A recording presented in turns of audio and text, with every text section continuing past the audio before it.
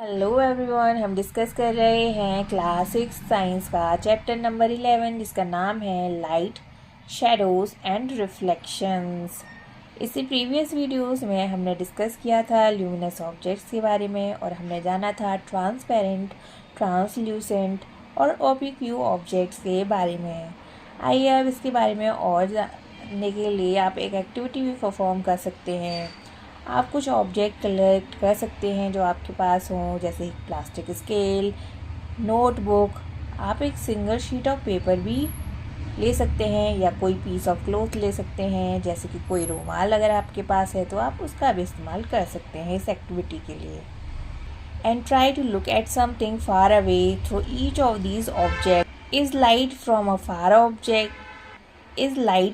Far away objects able to travel to your eyes through any of these objects.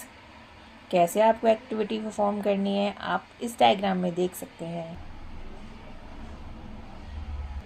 We see that a given object or a material could be transparent, translucent or opaque, depending on whether it allow light to pass through it completely, partially or not at all. अब हम discuss करेंगे shadow के बारे में। Shadow तो आप सब ने ज़रूर बनाई होंगी, राइट? जैसा कि आपने डायग्राम में देखा, ऐसे तो आपने भी एक्टिविटीज़ परफॉर्म की होंगी। अगर आपने ऐसे शेडोज़ बनाई हैं तो कमेंट बॉक्स में यस लिखिए। लेकिन क्वेश्चन ये है कि what exactly are shadows? Shadows क्या होती हैं? इसे समझने के लिए आप एक एक्टिविटी परफॉर्म कर सकते हैं। आप एक ओपिक्यू ऑब्जेक्ट लीजिए अपने हाथ में एंड आपको इस एक्टिविटी को सनलाइट में परफॉर्म करना है। आप अपनी नोटबुक को slightly above the ground raise कीजिए। What do you see on the ground? You know that a dark patch is formed on the ground is due to its shadow. आप notebook की shadow ground पर देख सकते हैं। Suppose करो एक बहुत ज़्यादा डार्क रूम है जहाँ कोई लाइट नहीं है। क्या आप ऐसे रूम में शैडो देख सकते हैं?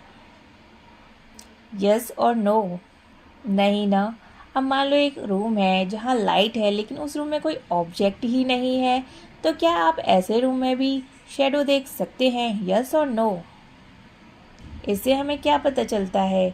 इससे हमें पता चलता है कि we need source of light. हमें क्या चाहिए? एक लाइट का सोर्स चाहिए और एक ओपिक्यू ऑब्जेक्ट चाहिए। क्यों? शैडो देखने के लिए। Shadow gives us some information about shape of objects. Sometimes shadow also mislead us about the shape of objects.